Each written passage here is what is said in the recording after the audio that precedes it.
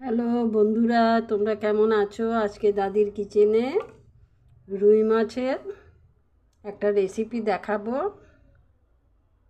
তোমরা দেখতে থাকো। রেসিপিটা ভালো লাগলে লাইক, শেয়ার, সাবস্ক্রাইব করে দিও। এখানে 4 পিস রুই মাছ নিয়েছি আমি। এখানে কিছুটা হলুদ, এটা আমি মেখে নিচ্ছি।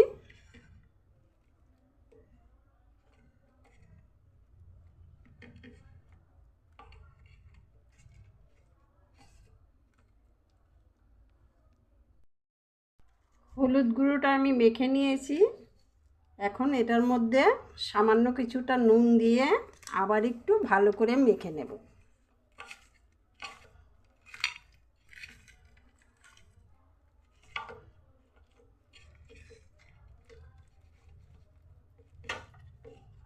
মাখানো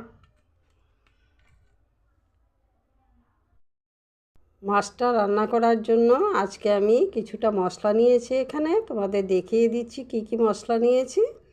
এখানে মৌরি নিয়েছি, জিরে নিয়েছি, একটা ছোট্ট জয়িত্রী নিয়েছি এলাচ, নিয়েছি লবঙ্গ, নিয়েছি দারচিনি। এগুলি আমি একটু ভেজে গুঁড়ো করে নেব। আজকে এই ভাজা মশলাটা দিয়েই আমি তোমাদের মাছের ঝোলটা রান্না করে দেখাবো। মাছটা রান্না করার জন্য সবজি দিচ্ছি আমি। এখানে কিছুটা ফুলকপি কেটেছি, একটা বড় আলু কেটেছি।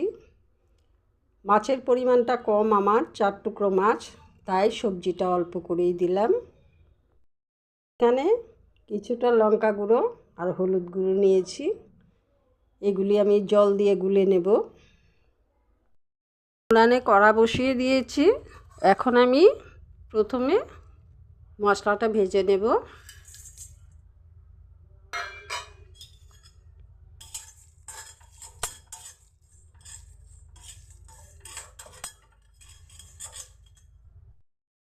মশলাটা আমার ভাজা হয়ে গেছে, এখন নামিয়ে গুঁড়ো করে নেব। তেল দিয়ে দিয়েছি, তেলটা গরম হয়ে গেছে। এখন মাছের টুকরোগুলি ভালো করে ভেজে নেব।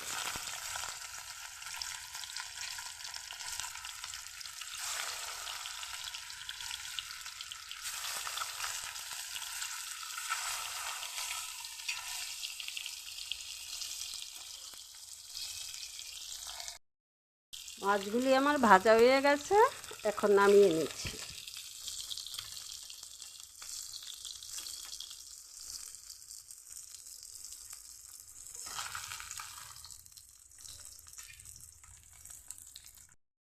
মাছ ভেজে কড়াতে যে তেলটা ছিল সেই তেলটার মধ্যে এলাচ আর 5 ফোড়ন দিয়ে দিচ্ছি।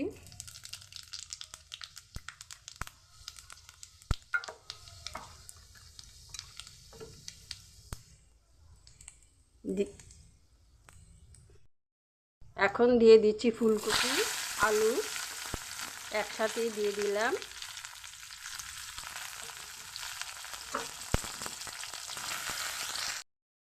ফোড়নের মধ্যে ফুলকপি আর আলুটা আমি দিয়ে এখন ভালো করে ভেজে নেব। এটা আলাদা করে ভাজতে হবে না, একসাথে ফোড়নের মধ্যে দিয়ে তোমরা ভেজে নেবে। দিয়ে দিচ্ছি পরিমাণ মতো নুন,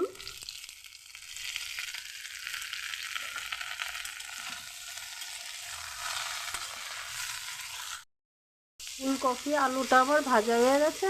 এখন হলুদ গুঁড়ো, লঙ্কা গুঁড়ো জল দিয়ে মিশিয়ে রেখেছিলাম, এটা দিয়ে দিচ্ছি।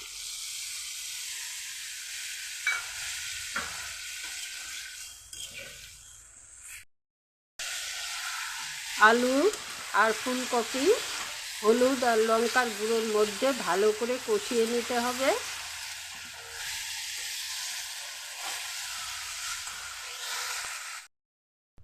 এখন আমি যে ভাজা মশলাটা গুঁড়ো করেছিলাম সেখান থেকে কিছুটা মশলা আমি এটার সাথে অ্যাড করে দিচ্ছি। সবজির সাথে যখন মশলাটা কষাবে তখন উনানের আঁচটা একদম কমিয়ে মশলাটা কষিয়ে নেবে, তাতে মশলাটা পুড়ে যাবে না। সবজিতে সুন্দর একটা কালার আসার জন্য কাশ্মীরি লঙ্কা গুঁড়ো কিছুটা দিয়ে দিলাম, তাতে কালারটা খুব সুন্দর আসবে। আঁচটা কমিয়ে আমি মশলাটা যে ভেজে নিয়েছি, কি সুন্দর করে তেল বেরোচ্ছে দেখো। রান্নাটা কিন্তু একদম অল্প তেলের মধ্যেই করলাম, কিন্তু তবুও কত সুন্দর করে তেল ছাড়ছে দেখো। এখন আমি দিয়ে দিচ্ছি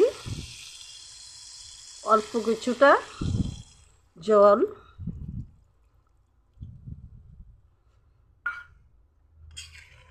এইটুকুই দিলাম।